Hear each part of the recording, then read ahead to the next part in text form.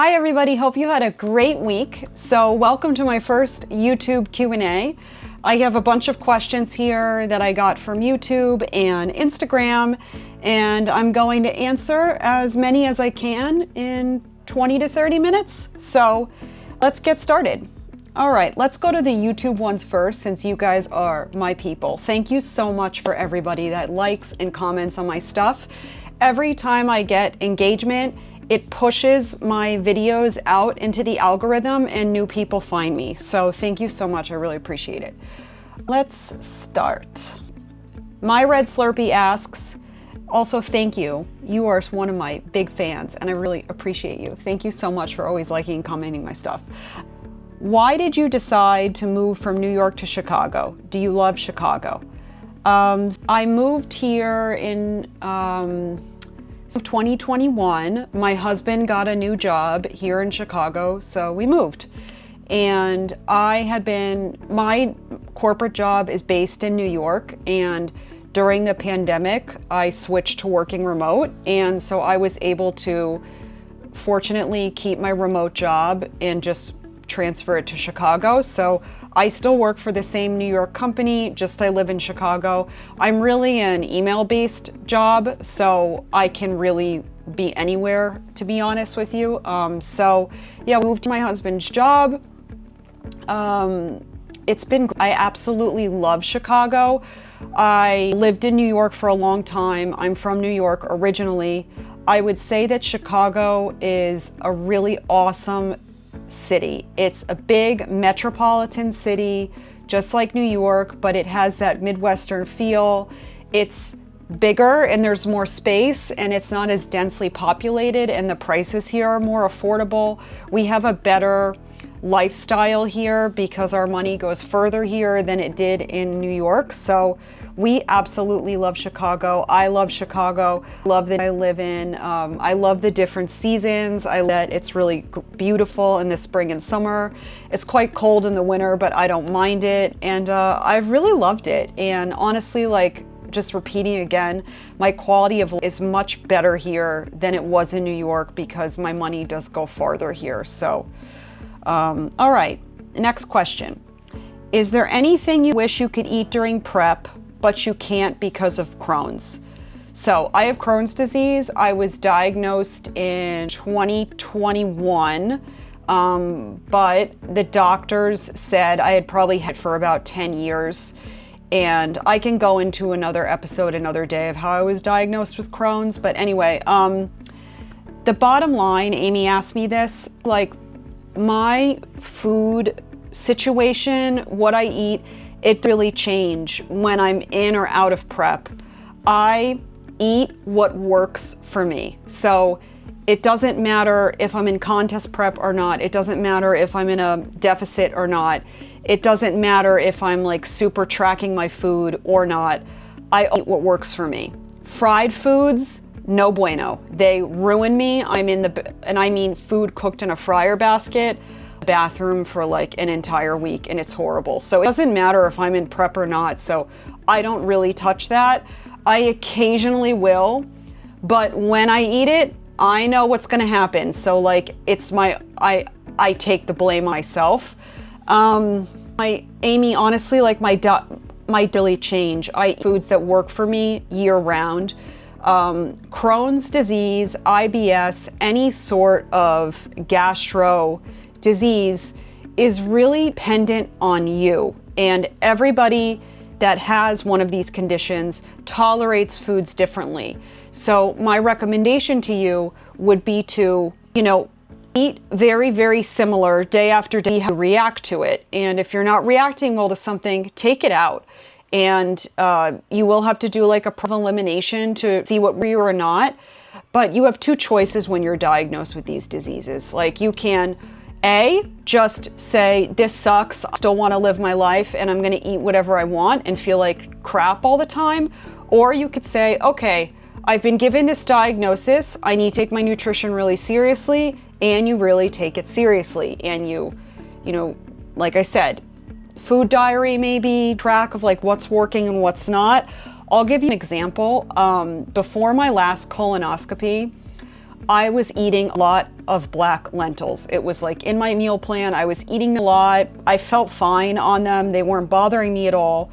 When my doctor went in for my colonoscopy, when I woke up, she said, "Have you been eating black lentils?" And I said, "Yeah, I eat them all the time." She said, "You're not digesting them. They were all over your GI tract, and the liquid prep didn't get rid of it." She says, "So stop eating those." So, you know, like that's why when you have, really important to get your colonoscopy every other year, whatever your doctor recommends, so they could pick up what's working and what's not on you. It is a journey and it takes a while to figure out what works for you. Okay, next question. What is the biggest between prepping for fit model versus bikini? I've seen for fit model described as being more beginner friendly of a category, but since I'm a longtime competitor, would I agree with that? And then this commenter, pretty gloomy, thanks for commenting. I'm a short girl myself and both have piqued my interest, thank you. Okay, bottom line, bodybuilding, competitive bodybuilding is incredibly challenging no matter whether it's fit model or bikini. The reality is I have had to actually be even leaner than I was in fit model than I was for bikini, because in fit model, you're not presenting as muscular of a physique. Therefore, you have to get leaner to show the shape. Instead, in bikini, you have more muscle. Therefore, you don't have to get as lean to present on stage. But both categories require, usually for a female, 6 months of strict dieting and cardio. Both are extremely hard. I don't think one is more beginner than the other. I will say that the biggest difference between the two is bikini usually involves more PED usage, more drugs, and fit model does not require as many drugs, or you can do it naturally. Yes, you can do both naturally, but again, when it comes to competing as a bodybuilder, you really have to ask yourself what level you're at in the game. There's a very big difference between someone that does like a local regional show to cross it off their bucket list and have some fun versus someone like me who's a national level competitor. They're like very different levels. So it depends your goals are. My recommendation, if you're a natural competitor, you are 99% more of a fit model physique. My review would be to do your first prep, do your first show as, you know, at a local competition. Like it. When people compete, there's two different schools. One, I'm never doing this shit ever again. Or two, I love it, I want to keep going. You're going to be one of the two. So my recommendation to you would be, if you're a natural athlete, it would be fit model, and then see if you like it, and then from there you can decide. But the training is honestly not different. Nothing is really different. They're different posings and different levels of muscularity. I would say that a bikini physique is a 10-year physique, honestly, to get to like a more competitive level as an amateur. It does 7, 8, 9 years to get that look. Fit model is probably more like 3 and above. Again, it depends what your goals are. There's a really big difference between just getting on stage for fun and like feeling like you look pretty great versus winning, versus going to nationals, versus getting a pro card, versus going to nationals, versus getting a pro card, versus getting first call-outs at national. There's like lots of levels to this game, so it depends on what you want to do. But bottom line, if you're asking me which is more beginner friendly, if you're a natural athlete, it would be fit model. And then from there, they are both incredibly challenging, require an enormous amount of discipline for months and months and months on end. Hope that helps. And listen to my podcast, the Vegan Prep Diaries, where we talk about this stuff all of the time. All right, let's go into some Instagram questions. Why do machines over free weights? So I use both. I don't post my training online for a few reasons. Number one, the main gym I train at doesn't allow filming, first of all. So like the place I'm usually training at doesn't allow filming, so no filming. Number two, I'm a semi-professional athlete. I am in the gym to train. I am not there to make content. I am training like I am in my own. I am not there to film so the world can see me on Instagram. I do occasionally film and I put some of my training on my YouTube or whatever, but I am not a full-time content creator. I am not like an official full-time fitness influencer. So I'm in the gym, I am there to train, just like everybody else with a full-time job, just like everybody else with a million things to do. Like I only have an hour or so to get it done, so I can't be sitting there like filming everything I do. Okay, that's my run. That, moving back to question. I use both free weights and machines. I would say that I probably use machines more because as a bodybuilder, I train for a look, okay? That is the biggest difference between, let's say, a CrossFitter or a power lifter, or even just like a gym girl just working on getting stronger. I did that years ago. Since I've become a competitive bodybuilder, I train for my look. So therefore, being under machines, being under a Smith machine, I can control the movement better versus it's free weights. You're using a lot of your body to move the weight around. The momentum is coming like from your core. It's coming from bracing your back. It's different when you're using a machine where you could really isolate the muscle you're targeting. In addition, like as I said, competitive bodybuilder training for a look, one of the main things I train for in my bikini or fit model physique, because I was bikini before I was fit model, I get judged on a very tiny waist, okay? So I cannot be slugging around 100 dumbbells to do RDLs and rows. I want to be at a machine, chest supported, so I can do the pulling and I'm not using my core, making my core thicker to lug weights around. That's why when my physique versus like a power lifter, they're going to look very different. Hope that helps. But I use both, but machines more for my sport. Okay, what does it mean to train the glute-ham tie-in? Is it just training glutes or hamstrings or something more specific? So the glute-ham, I'll plug in a little photo, is this section at the bottom of your glute muscle where it meets the hamstring and it forms like a diamond shape, okay? And it is not a muscle, it's an area on the body, okay? And in bikini and in fit, we are judged on that part of your body showing, okay? So therefore, to train it, what we do is we do a lot of movements that are really stretching and contracting that part of the body. So that means a lot of RDLs, a lot of hip thrusts. It essentially is glute training, but when you're doing those movements, you want to really make sure you're doing a full range of motion and stretching and contracting on the spot that you feel it the most. I'm just going to give you like a quick example. So when I'm doing like, let's say a glute focused squat, really, it's really different just like a squat.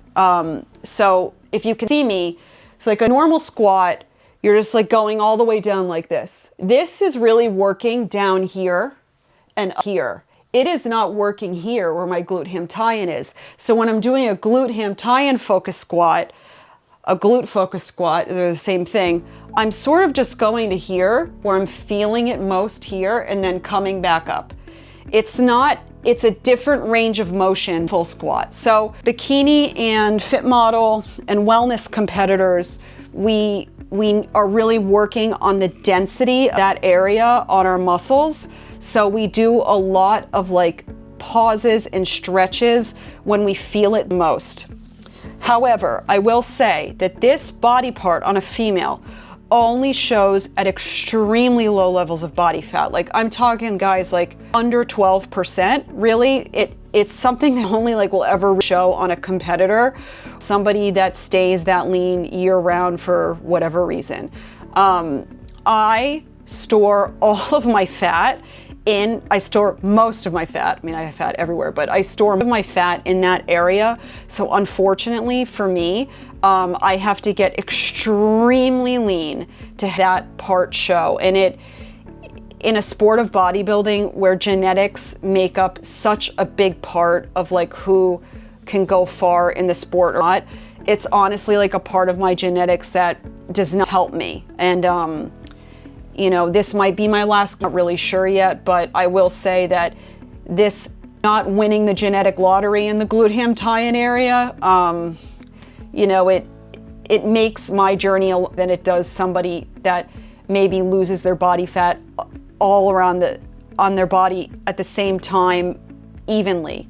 I lose face, neck, and it like comes, it like my body fat like this, and the very last part to go is that area around that glute-ham tie-in area on me, and you know, it just is what it is. A normal person never has to wear that body part ever, and in fact, like when I'm done competing, I cannot wait to ever think about my glute-ham tie-in again, I have to tell you, because like no one on planet Earth, like even what that is besides like building people. So I can't wait. This chapter of my life is over and I never have to think about it again. Still love competing, but I do know that when I'm done with this chapter, adios glute-ham tie-in, excited to not think about it anymore. Okay. You are getting tiny. Do you lose your period when you're this lean? The answer is yes. Most female bodybuilders, when they're getting ready to compete, they lose their period. It's normal because our body fat are so low. Plus, we're working so hard that our cortisol is like out of control. So, you know, I thought I would lose my period this month, but it came 5 days late. So it's still around, but last year when I competed, I got my period twice out of 4 of my shows, and I love being but I lose it this summer because getting a period really messes with your look on stage, as you could probably imagine. So I'm honestly hoping that this year I lose my period so I just don't have to worry about it anymore. Anyway, the period comes back when you reverse out of the contest prep process properly. If you are still 3 or 4 months post-show and have not gotten your period back, you need to get your blood work done and you need to work on the hormonal issues at hand. But I've done 5 contest preps. I period for 4 of them. Last year I didn't, for whatever reason. My period was very strong last year. Yeah, I kept my period last year for a reason, but every contest prep I lost my period, came back about a month later. So I've been fortunate that I rebound out of the super lean stage look pretty easily, speaking anyway. Okay, just love your dedication and realness. Give any questions? Thank you, appreciate it. Okay. Have you ever looked into Thomas's work on his science-backed diet? If so, what are your thoughts on it? I follow his fat loss and it works for me. I have no idea who that is, just gonna be totally honest with you. And I don't mean to sound like snob here, but like fat loss for a regular person, lose fat, is very different than a bodybuilder. We get to 2 like totally different levels of leanness here, like just trying to lose a little bit of body fat to look a little better. It's pretty easy to figure out. You need to be in a calorie deficit, you need to be moving a bit more, and eventually you need to be into protocol is, and the fat will come off in theory. In bodybuilding, we are losing fat and trying to retain our muscle at the same time, getting to females close to single-digit body fat, and men compete on stage in close to 0% body fat. The men compete on stage like under 5%. It is such a level of leanness that if you've never been to a bodybuilding show, you can never understand how lean we have to get. Therefore, whoever this person is, I'm just gonna do a quick Google, and I'm assuming he's not a bodybuilder, because I think I would know who he is if he was. All right. Yeah, this is just a guy that he's about metabolism and things like that. I mean, yeah, it's not rocket science. Fat loss resistant, then that's a different thing, but fat loss is pretty simple at the end of the day. You just have to accept that you are going to be in a calorie deficit for a while to lose fat. And you have to be diligent on it, and you have to be disciplined. And if you're not, then you are going to struggle with losing the body fat. There are sometimes chemical reasons in your body, fat loss resistance, that it can't happen for you. But if that works for you, good for you. He teaches, good for you. I will tell you that I am a national level physique competitor, so whatever this guy says, it doesn't have to do with me and my body and my goals. I'm sure they're probably very similar principles at the end of the day, but bodybuilding is such a contest prep. Getting lean for stage is such like a nuanced approach. Every single contest prep is different. Every single one of my contest preps have required a different approach because my body is in a different place, my lifestyle's in a different place, my muscle density is in a different place. So even though I've done 5 contest preps, none of them have been the same. So if this guy works for you, good for you, but I do me. Okay, next. Curious about all the Italian things. In Italy, are your parents Italian? Do you speak Italian in your everyday life? I'm heading there for the first summer for the first time. What do you recommend? Love you. Oh, thank you. I love you too, whoever you are. Sì, parlo italiano, sono una doppia città italiana. I miei sono italiani, i miei parenti sono italiani, abitavo in Italia per 10 anni più o meno. Sì, uso italiano in tutti i giorni, ogni giorno in mia vita, con mia famiglia, con I miei amici, con l'amicizia italiana. Okay, therefore, yes, I'm Italian, I speak a dual citizen, I lived in Italy for over 10 years. I've been there many times. My whole family is my mother's side and my father's side. And being Italian is a very big part of my life. I grew up super Italian. And I lived there for 10 years, worked there for 10 years, all of my 20s. I haven't been back since 2023. The couple of years we haven't gone back. But I do hope to go back. I don't think I'm gonna get there this year because of my competition schedule, but I'm hoping in 2027 we do get there. My husband is in the process of getting his Italian citizenship. He's taking his language test soon for that. He qualifies through marriage with me. And I speak Italian every day. I speak it with my friends. I listen to Italian news. My Netflix is usually in Italian, so I use Italian all of the time. Mostly just to keep up with it. Not really like a useful language because only Italians speak it, but since I am bilingual, I really do try and keep it up. And at home, we usually keep our subtitles on the TV in Italian. That way it can help my husband continue to learn. He's like a beginner intermediate speaker. He's been taking online to help him get ready for his language test for the citizenship. And he studied abroad in Rome, so he does speak pretty good Italian for like an American guy, so it's cool.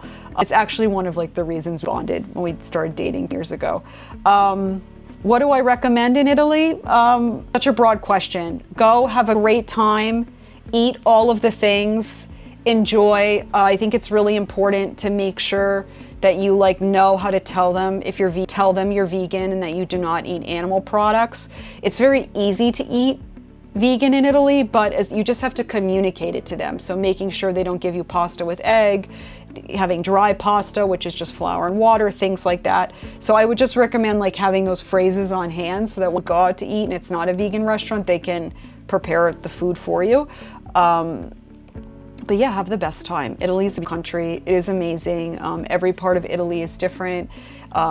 Beautiful place. And I can't wait to go back in the future soon for another vacation.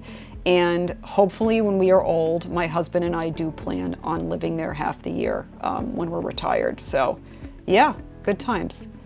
Okay, how did you and Belinda meet? I met on Tinder years ago. Going back to Italian, my Tinder profile, so we were both living in New York City. I had just moved back from Italy, so it's 2016 is when we started chatting. It's been 10 years. My Tinder profile said, I speak Italian with the perfect accent of a New Yorker, and that was like my Tinder line. And we matched, and we actually chatted on the app. We chatted on the app for a little bit, and then we started real texting, and we were actually texting for 3 full months before our first date, just because we started texting in October, November, December, such like for both of our jobs, and then I had my 30th birthday in January, where I went to Europe for 10 days, and so we finally went on our first date at the end of January of 2017. And yeah, we met on Tinder. I think Tinder is now than it was when I was on it 10 years ago. It wasn't like just a hookup app, it was like a dating app. I know Hinge is more of like the dating app now. But yeah, we met on Tinder. We are an online story. Yeah, we started dating at the end of, and he moved in with me like August of that year. We started living together because in New York, like leases are such a big, and he was thinking he would have to, he didn't want to sign a new lease, so I said, you can just come stay with me for a while, and he ended up never leaving, and we've been together ever since. So we've been together like 10 years. Okay. How do you balance your social during prep? With this, I am naturally more introverted, but it takes so much effort to pack all my meals with me if I go out and spend time with friends and family. Tips on this. Okay, this is going to be the last question because then I'm going to, I don't want this to be long, and I'll do the rest of the questions on another episode. Okay, how do I balance my social life during prep? I'm going to be real with you. You ready? I don't really have a social life during prep. There's two reasons for this.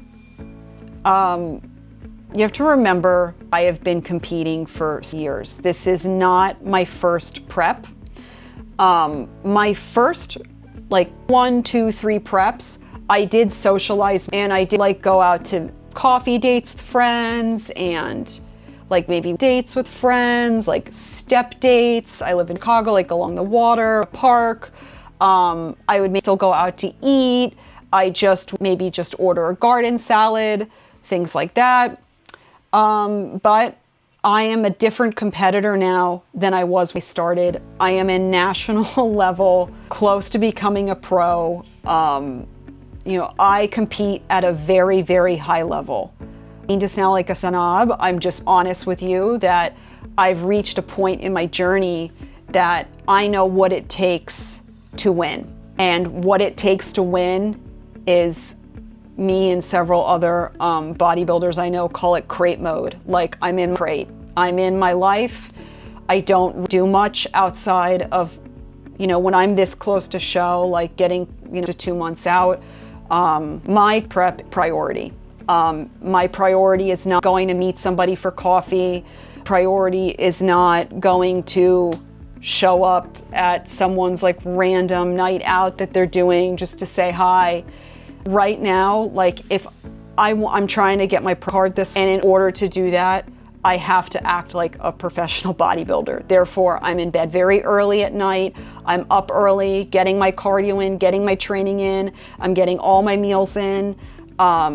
So I have to be honest with you that I don't really have a social life during prep, okay? When I was a newer competitor, all right, maybe you are, from the way you worded this message, you might be a newer competitor. I would say okay, you have to do it for you, but when I have to do a dinner out during prep for whatever reason, I usually eat my food before I go. And then when I get to the restaurant, I maybe will just order like a side garden salad. I have something sitting in front of me and everybody's like not bothering me about what I'm eating. People like just to leave you alone if you just have in front of you. So that is what I do in the situations where I go out to eat during contest prep. I'll tell you that in a month, I'm going with my family, and we're celebrating my mom's 70th birthday. I will be in like this super thick of contest prep, like 6 weeks out. I'm just going to be doing the garden salad thing, garden with lemon, and that's it. Eat my meals at home or we're staying at a hotel with a kitchen before I go, you know, and that's what I do. So if it's much effort to like pack your meals, just eat before you go. In it, like something I always keep like shelf protein drinks. I use the Koya Elite. It's 30 grams of protein, fat, the vanilla, it's shelf stable. And I just throw one of those in my bag if I have like any long errand or social thing I need to do. At least I'm not losing a nutrition feeding window if I stay out than I need to. You don't have to live like a monk in contest. You do not. But you also at the same time need to be very cautious on how you use your energy. I have found for me that as my years have gone in my fitness journey, I do better by myself. I do better when I just stay create mode and just like do my daily routine, and you know, it's just works better for me. It's not like people. It's not that I find people annoying, but I have like a very, very specific goal right now. And you know what doesn't align with my goal? Taking up half the day to go be with coffee with somebody and listen to their problems for like 2 hours and like spike my cortisol, make me nervous. I don't need that. I know I guess I am at this point in my journey as like a pretty competitive athlete. I love my friends. I have a lot of people in my life, but honestly, like when I'm deep in contest prep, I'm in create. Like I just do my thing every day. I don't let the outside world come into my space, like ruin my stuff. It's something that I've just had to along the way. I think maybe 2 or 3 contest preps ago, a friend wanted to meet for coffee. We went out for coffee, and all she did, like 2 hours, was just vent about her issues. And contest prep, anyone that's ever competed before, like, you know that time is super, super valuable. And when I was like, what did I just waste half of my Saturday doing that? Like that was such a gigantic waste of my time. Instead, I could have been home with my family. I could have been taking care of a chore around the house. I could have been at the dog park with my dogs. I could have been lying in the sauna at my gym. Like there's so many other things I could have been doing, like going and just to cross off a box, somebody that I know. I mean, listen, I don't know if it's getting older or more in line with my goals now, or I've really learned 10 years on this journey, like you are the most important person in your life, and you have to do what works for you, and can't bend like your goals to meet other people. That's gonna really be the difference between people that are at the top and people that are like in the middle or at the bottom. If you go out and be social during prep, eat before you go. When you go out, order a garden salad. And then something in addition, I must say, that really helps is like, just don't mention you're in prep. Don't say anything. Just go, be there, be present, have your garden salad, your Diet Coke, your water with, and like, don't make a big deal about being in prep, because first 2 preps, I would tell everybody I was in prep when I would go out, and it was like everybody was so focused. Belinda's in prep, makes like everybody uncomfortable. That anymore, when I do go out and be social during contest prep, which is not often, but when I do, like, I just don't mention anything. I go out, order my salad, Diet Coke. I don't say a thing. I don't make it a big deal. The whole world doesn't need to know I'm on it. Okay, so hope that helps. It might not be what you hear, but honestly, like, I'm pretty high up in this game and I have to do what works for me. I might have to do a work trip when I'm in contest prep later this summer. I'm just gonna do the same thing. I'm gonna order salad when I go out to eat with my boss and his family. I'll order a side of steamed veggies and I'll just put it a little bit, and that's it. I'm not gonna make a big deal about it.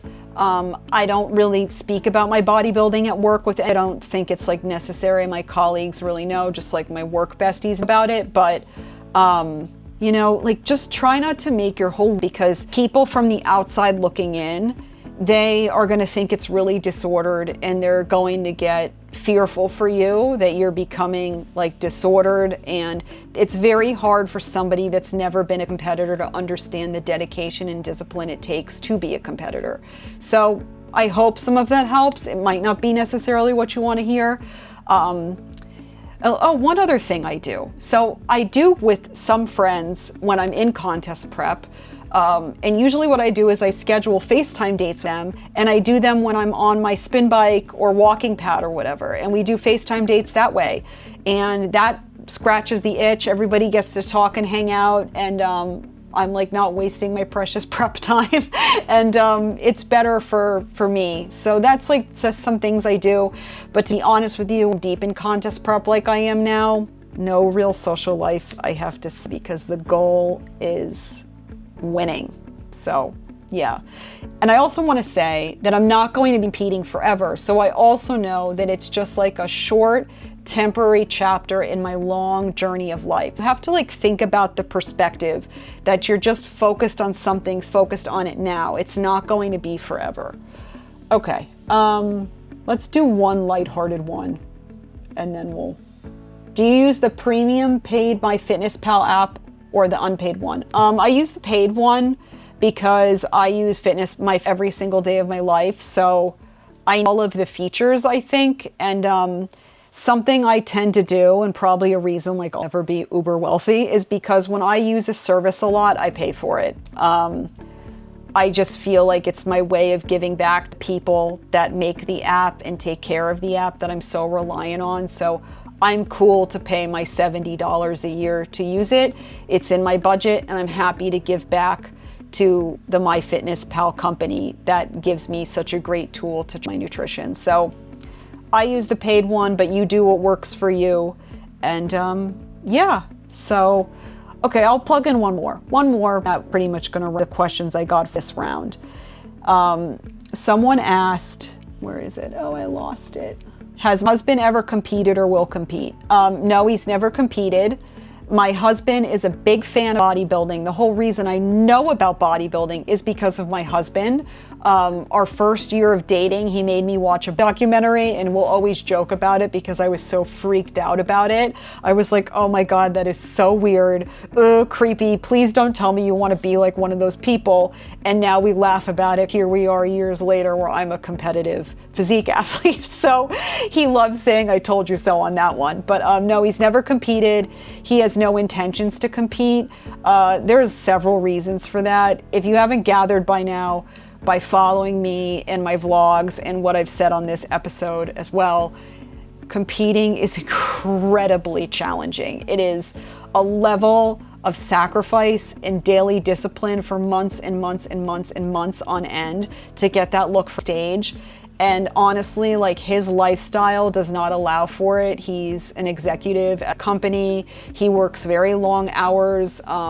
He has to be on his A game at work round. When you start to get stage lean, you start to lose brain function because you're so lean. Your brain needs fat. Your brain needs body to function. And when you get stage lean, you are so lean that really your brain isn't functioning anymore. If you've ever known a competitor, they get a little like 1 month out because they're really like living on fumes. He could never do that. He works at a high level, and he needs to be on year round. So from function alone, he could never compete. Maybe when he's retired one day and an old guy, he could. My job is a little bit different. Yes, I am a senior manager and I need good brain function. However, I don't lead a large team like he does. My bosses really let me make my schedule so I can move things around to fit like my day and my level of energy. Like, I'll do the harder projects in the day, and I'll use second half of the day to do like more of my busy work, like easier things. So to work my works that I can still manage when I'm in contest prep, he wouldn't be able to do it. In addition, my husband has a genetic kidney condition. Therefore, being a physique athlete and being stage lean, dangerous for him in his kidney condition, because my husband only eats like 70 grams of day. I don't even think you could get lean enough to keep the muscle to be competitive, even though he's muscular, but he doesn't eat enough to be able to sustain a contest prep with the genetic kidney condition. And then in addition, I don't think he has the food discipline because you're dieting for months and months on end. My husband is an emotional eater, so like if he has a bad day, he'll eat a whole box of pasta. So until it changes, and I don't think it ever will, that's who he is, and everybody's on their own journey. I don't think competing would ever be for him. I am different. I am an extremely disciplined eater. It did not happen. I have been on this journey for a decade, people. So yeah, I don't think it's in the cards for him. It's fine with me because honestly, like, competing is very challenging for the family, and I don't think a family could like support two competitors at the same time. I'm super fortunate that my husband loves me being in contest because it keeps the family eating healthier. It keeps us on a schedule. Everybody's like much more diligent and on top of their game and top of their stuff when I'm in contest prep, because I have to function at such a high level that like the whole household does. So he's super, super supportive of me in contest prep. I don't think it would be easy if we were both in contest prep, but I'm so grateful that my husband is aligned with like my goals and what I want to do. And repeating again, I'm not going to do this forever. This is like I've had for the past 5 years. This will be my last year. We'll see. We're going to see how the rest of my summer goes and take it from there. Thank you guys so much for the questions. I really, really appreciate it. I hope this was helpful and maybe a little bit about me, and we'll do more of these. The new schedule of my posting is Monday nights. I've got the podcast with Miss Meatless Muscle. Wednesdays are going to be my vlogs, and Fridays are going to be topic. So like today we did this Q&A, and I have a different set for next week. So thank you guys so much. I appreciate you all following my journey, and I will talk to you soon. Bye.